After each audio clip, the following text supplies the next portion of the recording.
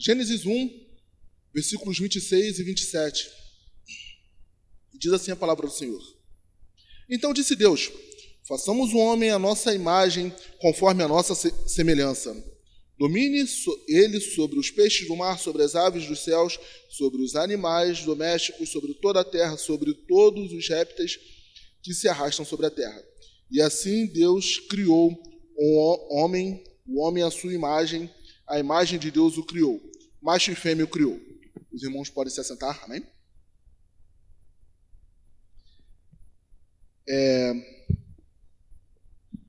O tema dessa mensagem é imagem e semelhança.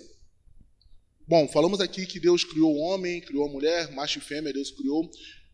Mas a gente não vai falar sobre sexualidade. Não vamos falar sobre Deus fez homem e mulher e passou disso a procedência maligna. O tema da mensagem não é esse. Mas nós vamos falar sobre imagem e semelhança de Deus. E a gente, em alguns momentos, Cleiton, parei para me perguntar se realmente nós somos essa imagem e semelhança de Deus. Se a gente tem refletido verdadeiramente essa imagem e semelhança. Há poucos dias, ou alguns meses, não sei se passou 1 mês ou 2 meses no máximo, estávamos com medo de levar nossas crianças para a escola porque poderia ter algum maluco esfaqueando as nossas crianças. A gente estava com esse medo.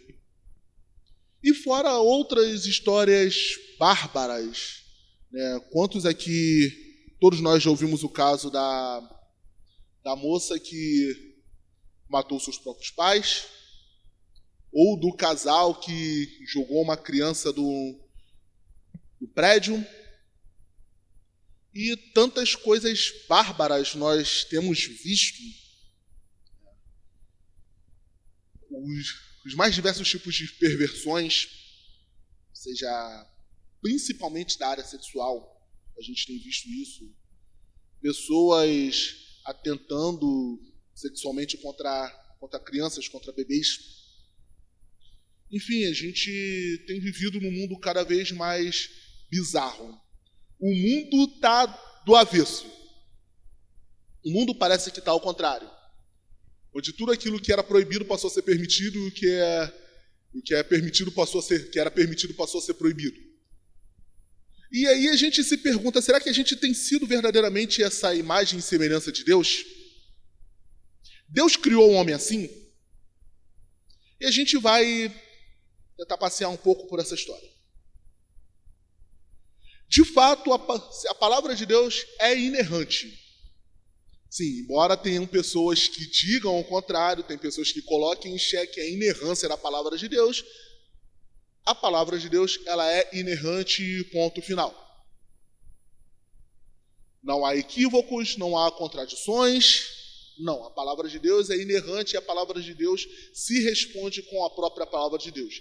E crendo na inerrância da palavra de Deus, se ela disse que nós fomos feitos à imagem e semelhança de Deus, sim, nós fomos feitos. E em que nós fomos feitos à imagem e semelhança de Deus? Uma vez eu ouvi uma divulgação de uma seita, falando se... A divulgação dizia o seguinte: se o homem é a imagem e semelhança de Deus, a mulher é a imagem e semelhança de quem? Pois é. E essa seita falava sobre, se eu não me engano, sobre o lado feminino, nem o lado feminino de Deus, a esposa de Deus, uma coisa assim desse tipo. Pois é, gente. Comecei falando que o mundo está bizarro, né? Então, a gente ia ver coisas desse tipo. Algo do tipo a esposa de Deus, o lado feminino de Deus. Mas o que a gente entende por imagem e semelhança de Deus não está no fato de ser homem ou de ser mulher, mas de ter características que outra parte da criação não tem. Certo? E a gente vai falar um pouco sobre essas características. Em que a gente pode ser parecido, que a gente é parecido com Deus. Deus, ele governa. Amém? Deus governa e ele deu ao homem a capacidade de governar também. Em Gênesis 1, 28 ao 30 vai dizer: E Deus abençoou e lhes disse: frutificai, multiplicai-vos, enchei a terra, sujeitai-a, colocai a terra debaixo do seu domínio, né? Dominai sobre os peixes do mar, sobre todas as aves dos céus, sobre todos os animais que se arrastam sobre a terra. E disse ainda: tenho-vos dado as ervas que produzem semente e se acham sobre a face de toda a terra, bem como todas as árvores que há fruto, que dá semente, elas vos servirão de alimento. E todos os animais da terra, e todas as aves do céu, e todos os seres viventes que se arrastam sobre a terra, tenho dado todas as ervas verdes como mantimento. E assim foi. Deus criou tudo para nós, para que a gente dominasse sobre todas essas coisas. Então, a habilidade de governo que o homem tem é uma herança de Deus, porque Deus governa sobre todos nós. Assim como Deus governa sobre todos nós, Deus mandou com que a gente governasse sobre todas essas coisas também. Inclusive, hoje em dia, sobre nós mesmos, né? Que o homem governasse sobre o homem mesmo, e nisso nós estamos falando sobre leis terrenas. Bom, o fato de Deus ter dado a habilidade de governar não significa que todos façam bem.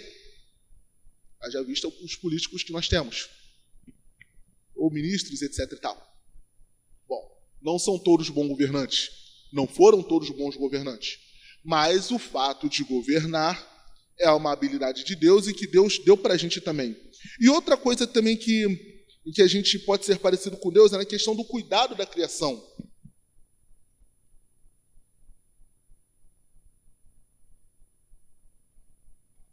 Não esqueçam de beber água, meus irmãos. Em Gênesis 2,15 vai dizer: o Senhor tomou o homem e pôs no jardim do Éden para o lavrar e o cuidar. Isso aqui está falando sobre cuidado da criação, coisas simples. E assim como Deus fez o mundo com todo o cuidado, pensando em todos os detalhes, Deus ele colocou o homem para que cuidasse também da criação. Um outro ponto aqui agora, eu coloco uma interrogação, porque é algo que alguns dizem, e é algo que necessariamente eu coloco em xeque. Há quem diz que o homem era imortal antes do pecado, baseado em Gênesis 2,17. Vamos ler o 16 e 17. E ordenou o Senhor Deus ao homem, dizendo: de toda árvore do jardim comerás livremente, mas da árvore do conhecimento do bem e do mal, dela não comerás, pois no dia em que comeres, certamente morrerás. Então, houve uma promessa de morte para quem comesse da árvore do conhecimento do bem e do mal. Depois a gente vai ver o porquê eu tenho dúvidas se o homem era imortal ou não.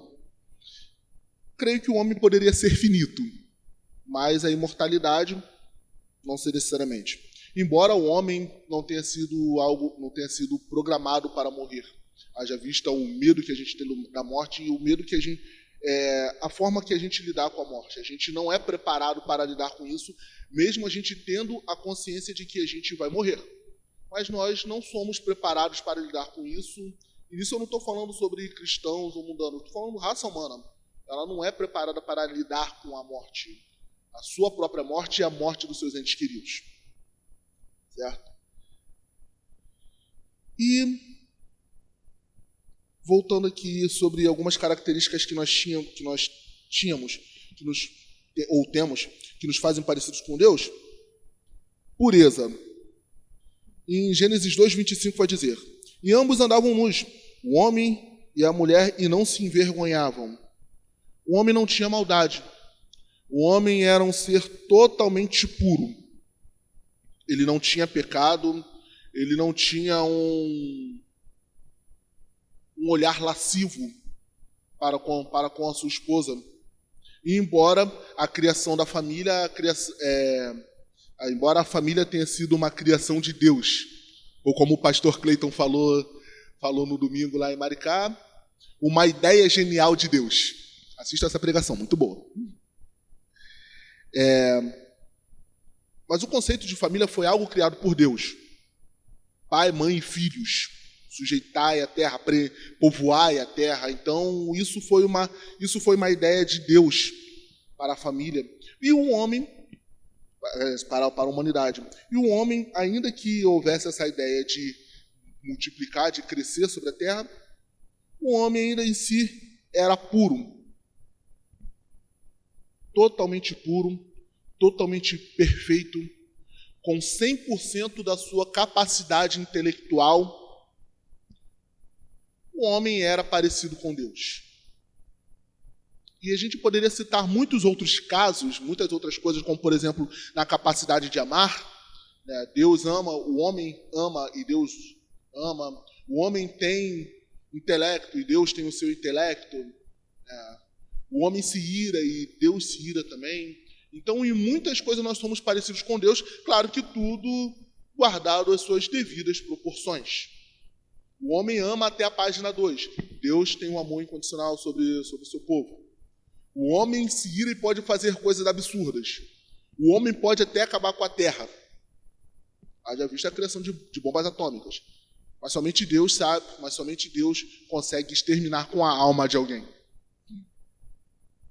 O homem pode criar coisas com as suas próprias mãos, mas Deus criou tudo no simples haja. Ele disse haja e houve. Ele fez do nada tudo existir. Então, temos características parecidas com Deus, guardadas as devidas proporções. E nós tínhamos também a comunhão perfeita com o Pai.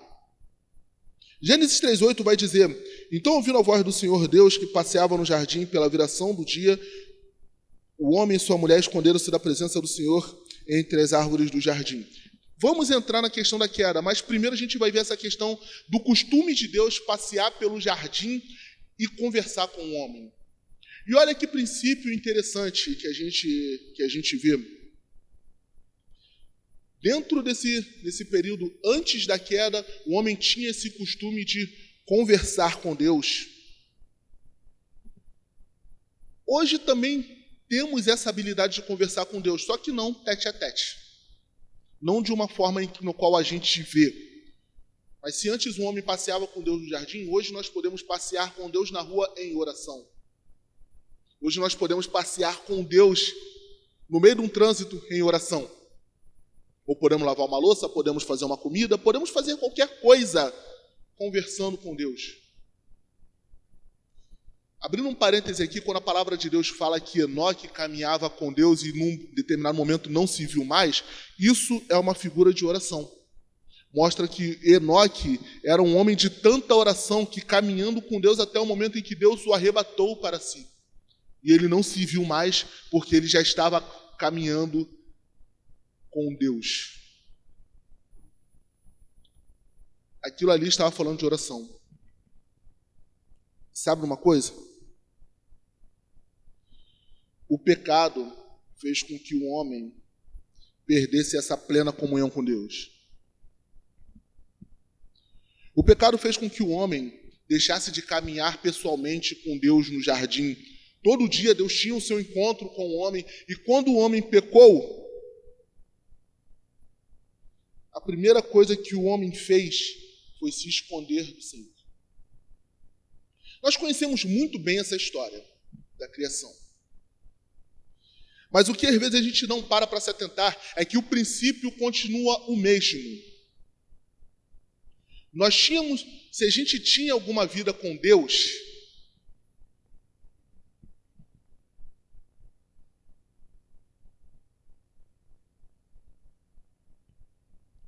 se nós tínhamos uma vida com Deus, às vezes a gente caminhava com o Senhor, às vezes a gente andava junto com Ele, todo dia às 6 da tarde a gente se encontrava com o Senhor para trocar aquela ideia, para contar para o Senhor como foi o nosso dia. Mas quando a gente peca, a primeira coisa que a gente faz é parar de falar com Deus, que foi o que Adão fez. Adão falava com Deus pessoalmente, hoje a gente fala com Deus em oração, e a gente peca, a primeira coisa que a gente faz, a gente para de orar. Vamos ler aqui na palavra, no versículo 9 e 10, vai dizer: chamou, porém, o Senhor Deus o homem e lhe perguntou: onde estás? E ele respondeu: ouvi a tua voz no jardim e tive medo, porque estava nu e escondi-me. O pecado trouxe para o homem vergonha.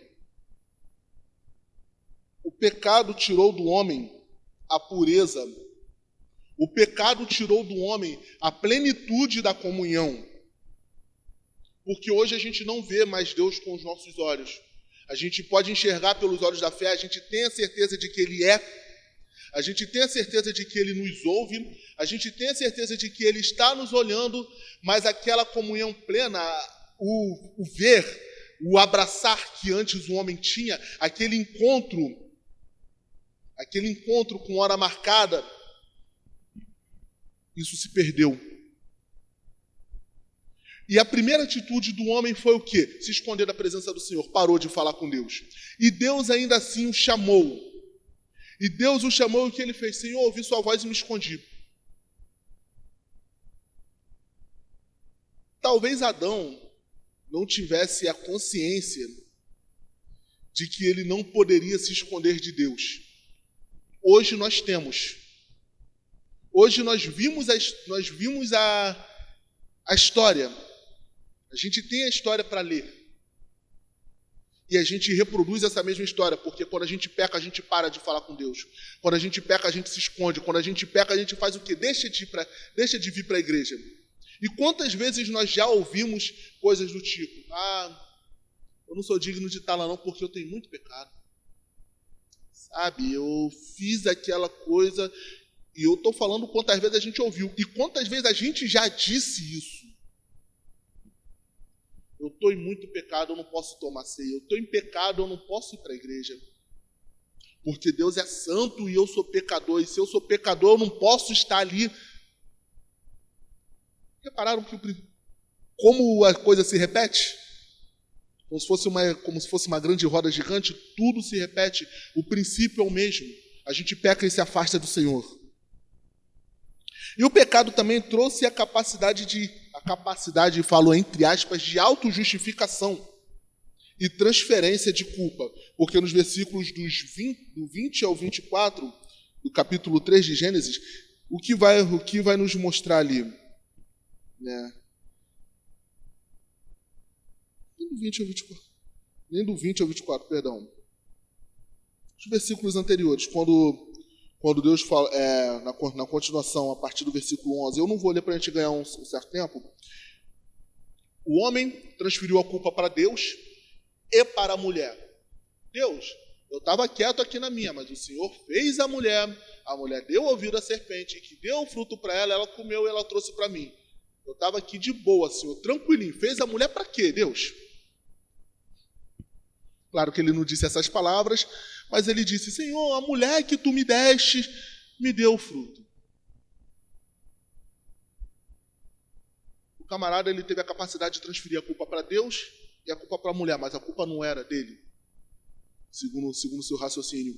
E quantas vezes a gente faz essa transferência de culpa? Senhor, eu fiz isso, mas por conta daquele outro. Deus, olha, tá certo que a palavra do Senhor manda que eu perdoe. Tá certo que o Senhor fala para a gente não guardar mágoa no coração. Mas Deus, você viu o que ele fez? Você viu o que fulaninho fez? Você viu o que fulaninho falou? Não tem como, Deus. Deus, eu não tenho sangue de barata. O Senhor me criou assim. Quantas vezes a gente transfere culpa?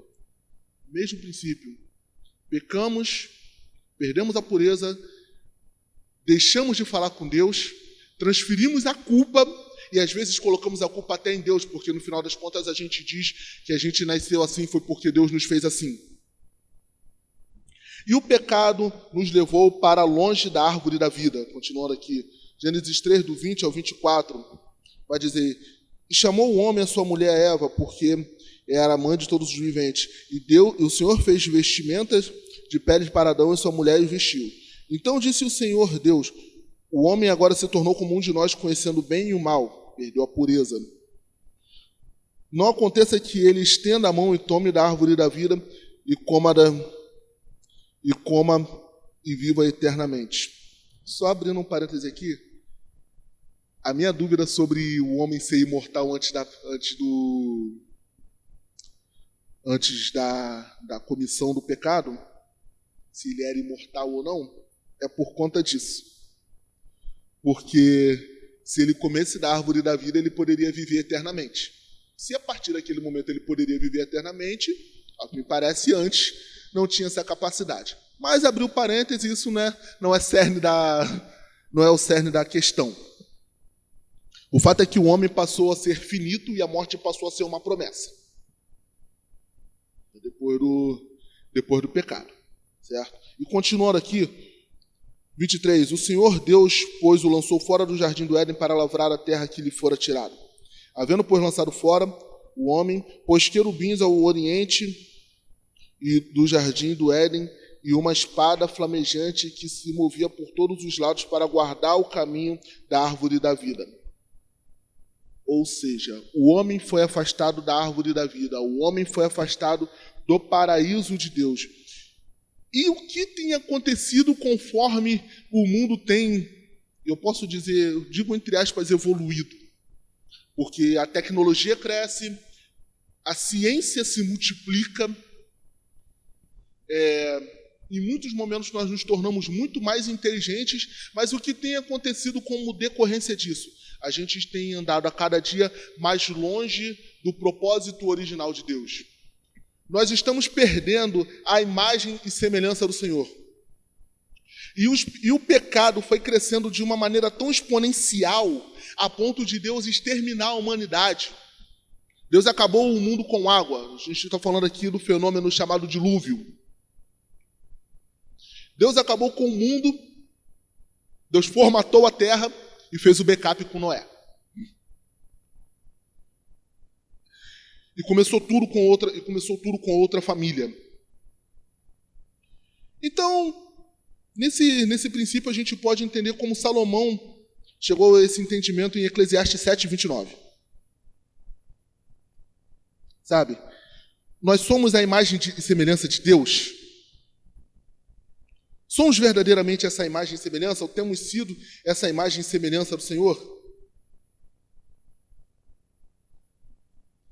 Eclesiastes 7, versículo 29. EBD.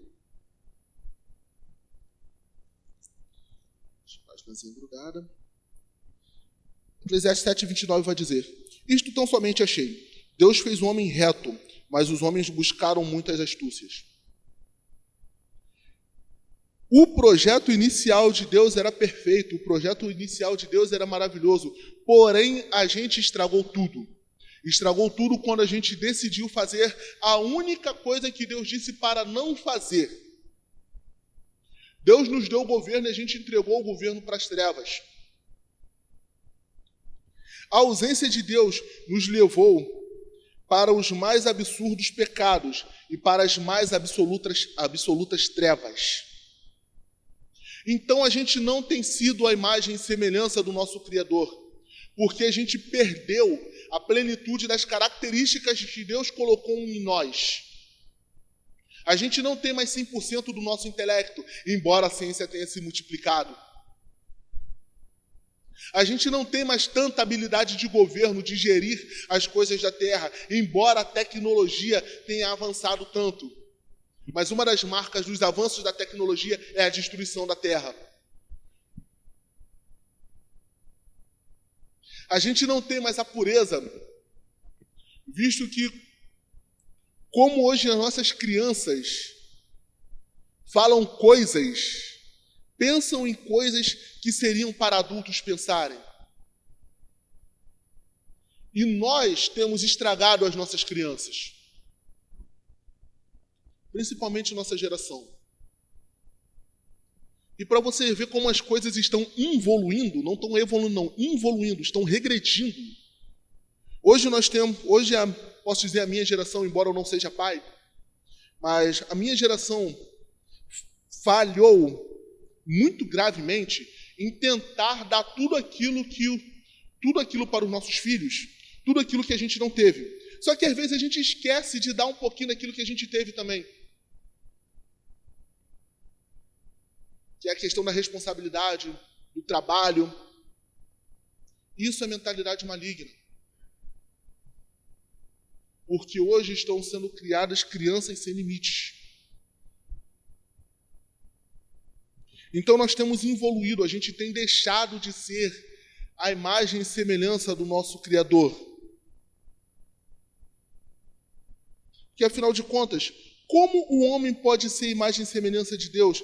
1 João 1,5 vai dizer que Deus é luz e que nele não se encontra treva alguma. E se o nosso coração se encontra nas mais densas trevas do pecado, como nós podemos ser imagem e semelhança do nosso Senhor, do nosso Criador? Se a cada dia que passa o homem se encontra em cada vez mais trevas. Então, dentro desse panorama, nós estamos numa situação verdadeiramente complicada. A gente pode dizer que a gente está numa sinuca de bico, na qual a gente não tem mais como sair. Mas ainda bem que, ainda que veio o pecado e nos afastou do Senhor, o Senhor lá no início, em Gênesis 1,15, nos fez a promessa de que da semente da mulher viria um que pisaria a cabeça da serpente. O Senhor fez essa promessa no início. E esse que pisou a cabeça da serpente se chama Jesus Cristo de Nazaré, o Filho do Deus Altíssimo. Então ele veio para resolver esse problema que a gente tem, esse problema chamado pecado. E esse problema chamado pecado tem feito com que a gente perca a imagem e semelhança do nosso Criador. Tem feito com que a gente fuja do propósito original de Deus, que era sermos seres puros, criaturas puras, que dominassem sobre a terra e que tivessem a capacidade de falar com o Pai, de levar louvores ao Pai, de levar adoração ao Pai. Seres com intelecto, assim como Deus tem intelecto. Seres que amam assim como Deus ama também. Mas tudo guardado às suas devidas proporções. Porém, o pecado fez com que a gente entregasse esse domínio para as trevas. E esse domínio que a gente entregou faz com que os nossos corações se encontrem em cada vez mais trevas. Mas glórias ao Senhor, porque se cumpriu a promessa daquele que pisou a cabeça da serpente. E ele pisou a cabeça da serpente naquela cruz. Ao dizer está consumado. Ao levar sobre si todo o castigo da humanidade. E em 1 João 1,5, vamos abrir aqui. 1 João 1,5.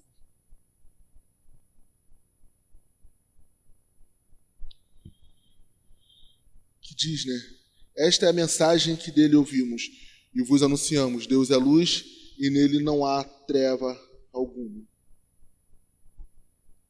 Amém. No Senhor não há treva. Deus é luz. E essa luz que veio nos tirar todo o pecado. A palavra de Deus também vai dizer em 1 João 3, do 1 ao 5. Vede quão grande amor nos concedeu o Pai, que fôssemos chamados filhos de Deus e somos seus filhos. O mundo não o conhece porque não o conheceu a Cristo. Amados, agora que somos filhos de Deus e ainda não se manifestou o que havemos de ser, mas sabemos que quando ele se manifestar, seremos semelhantes a ele, porque assim como o veremos. Seremos semelhantes ao Pai. Voltaremos ao propósito original da criação.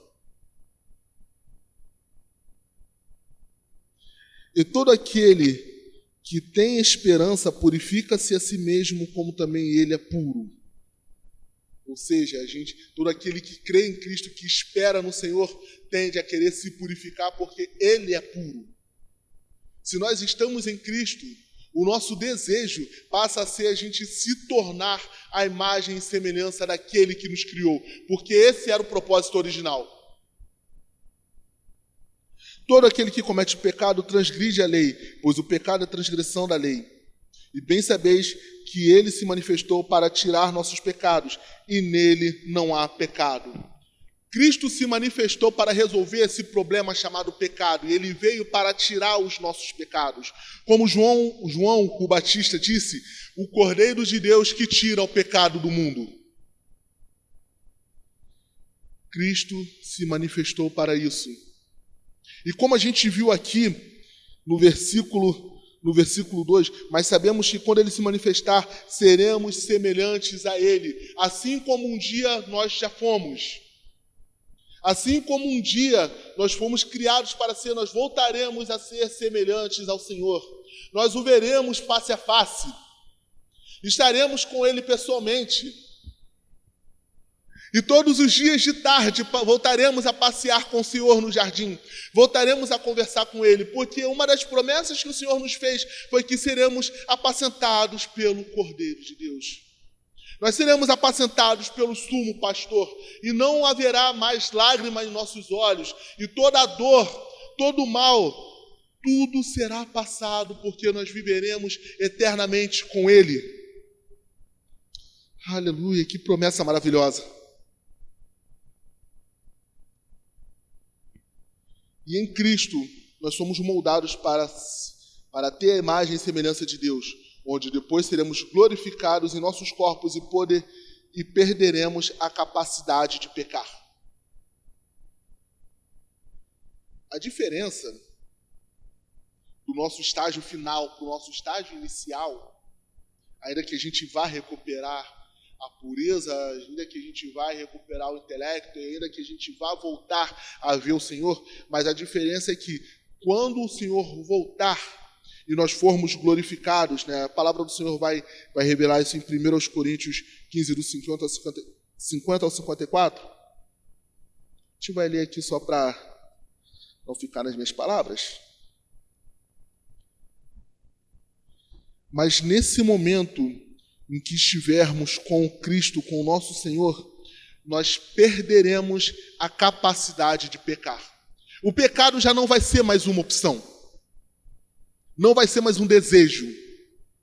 Não vai ser sequer lembrado.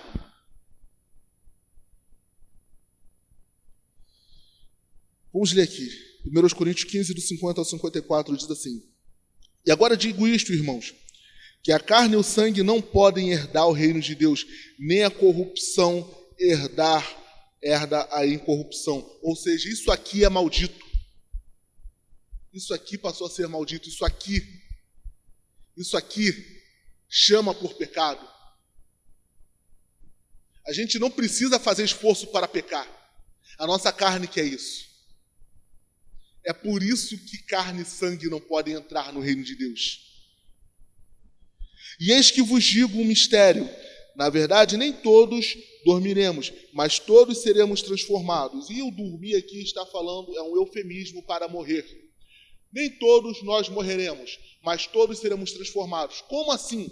Haverão aqueles que passarão por todo esse período de tribulação e verão o Senhor vindo em glória. Antes de subirmos e encontrarmos com o Senhor, os mortos ressuscitarão e encontrarão com o Senhor nos ares, e depois nós que estivermos vivos encontraremos com o Senhor nos ares. Nem todos morreremos, mas todos seremos transformados. Num momento, num abrir e fechar de olhos, ao soar da última trombeta, pois a trombeta soará e os mortos ressurgirão, incorruptíveis, e nós seremos transformados. Ou seja, os mortos levantarão em seus corpos glorificados e depois nós teremos os nossos corpos transformados e assim retornaremos à pureza original e veremos ao Senhor. Pois convém que aquilo que é corruptível se revista da incorruptibilidade e aquilo que é mortal se revista da imortalidade. E quando O que é corruptível se revestir da incorruptibilidade, e o que é mortal se revestir da imortalidade. Então se cumprirá a palavra que está escrita: tragada foi a morte na vitória. Ou seja, quando nós formos glorificados e encontrarmos com o Senhor nos ares, então tudo aquilo que é corrupto, tudo aquilo que nos fazia pecar, será destruído. Será destruído porque seremos incorruptíveis. Para a glória de Deus, e veremos ao Senhor e andaremos ao Senhor junto com Ele. Aleluia. João 17:3.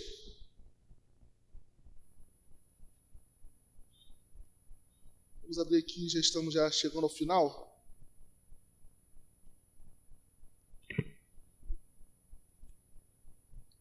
João 17:3. Ora, a vida eterna é esta: que conheçam a Ti, o único Deus verdadeiro, e a Jesus Cristo a quem enviaste. Aleluia. Então a nossa comunhão plena voltará. O ciclo vai se fechar. O ciclo vai se fechar aí, onde a gente vai conhecer pessoalmente ao Senhor. E somente o tempo eterno para que a gente conheça um Deus que é eterno. A vida eterna conheceu o verdadeiro Deus. Aleluia. Voltaremos para casa. Como um dia a pastora Rosana já falou numa pregação. Voltaremos para casa. Veremos o Senhor pessoalmente. Essa natureza corrupta deixará de ser corrupta. Essa carne que nos faz pecar, que nos faz desejar tudo aquilo que nos leva para longe de Deus, isso deixará de existir, e teremos um novo corpo, e seremos transformados, seremos incorruptíveis, e veremos ao Senhor face a face. Aleluia, desejamos isso, queremos ver o Senhor face a face. Aleluia.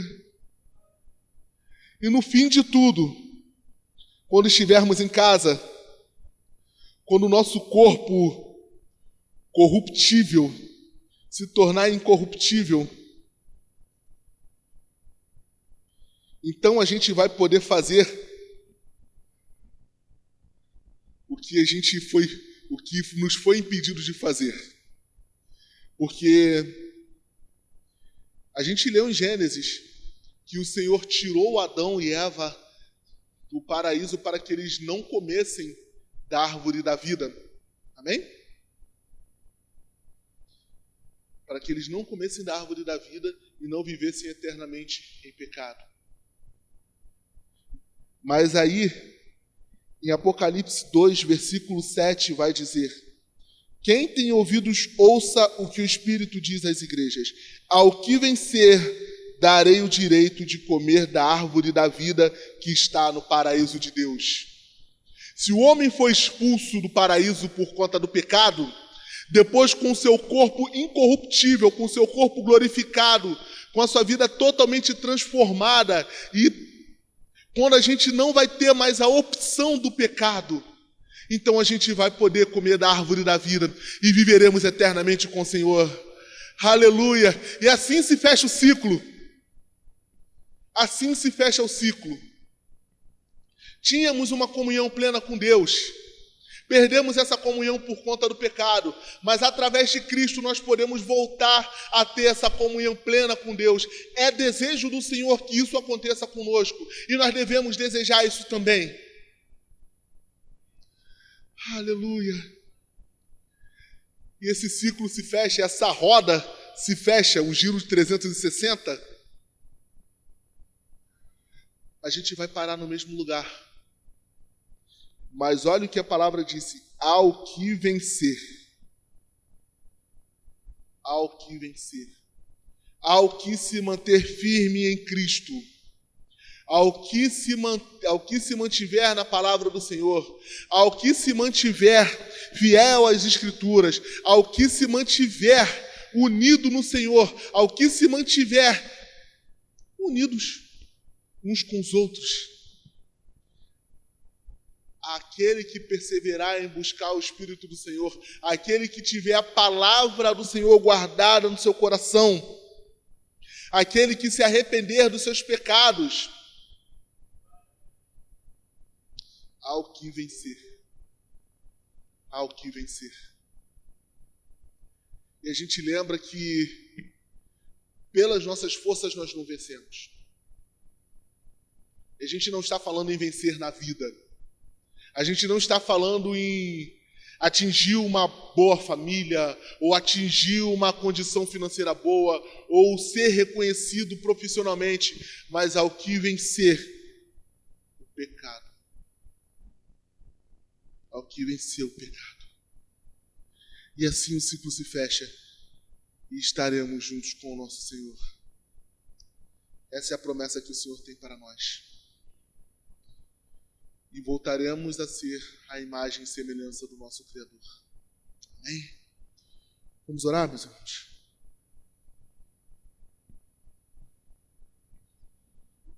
Aleluia, louvado seja o nome do Senhor.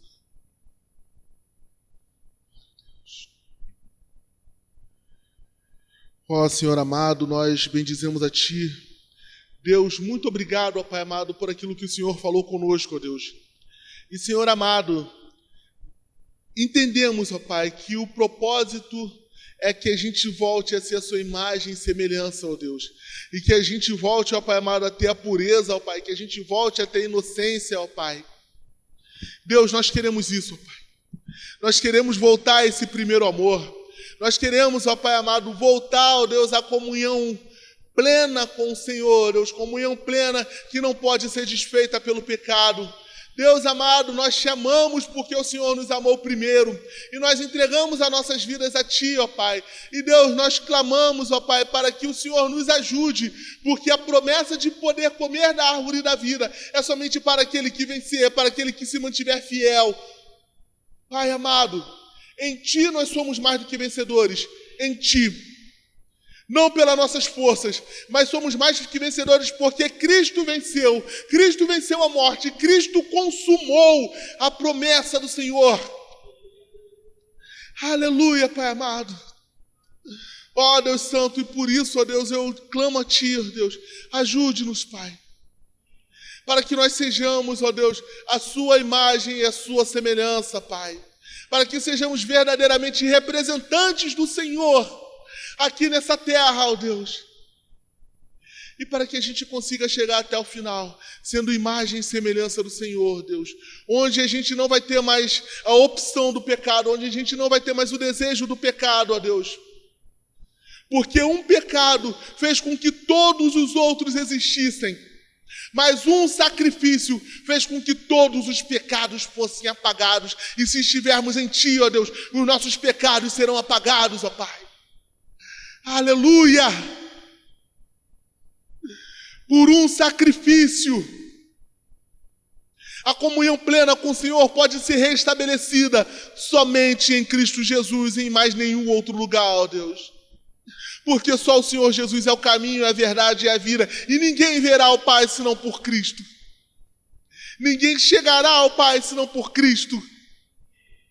Aleluia, Pai. Deus, nos ajude a cada dia, Deus, para que a gente consiga, ó Pai, chegar ao final sendo imagem e semelhança do Senhor, Deus. E somente com o Teu Espírito Santo em nós conseguiríamos isso, ó Deus. Pai, que nós possamos prosseguir no caminho, ó Deus, seguindo a Ti, ó Deus, servindo ao Senhor em espírito e em verdade para a glória do Teu santo nome, Deus. Em nome de Jesus de Nazaré. Amém, Senhor.